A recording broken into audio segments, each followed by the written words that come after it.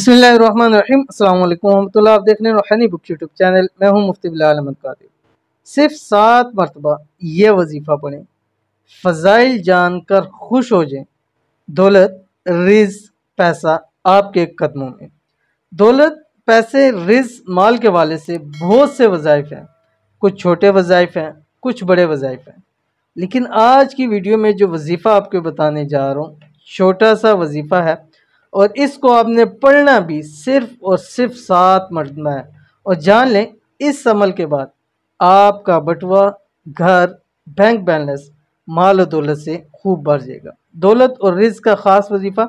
इस वजीफ़े को जैसे बताया जा रहा है सिर्फ उसी तरह ही आपने अमल करना है और किसी तरीके से अमल नहीं करना।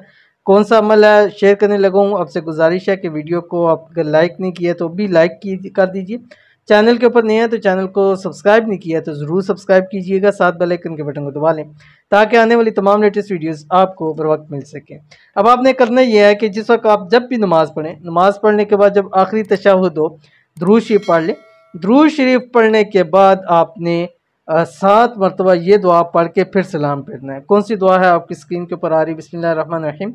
अल्लाहुम्मा अग़फ़िर लना वरहमना व आतिना फ़िद दुनिया हसना व फ़िल आखिरति हसना वक़िना अज़ाबन नार। हर नमाज के बाद आप ये अपनी रूटीन बना लें।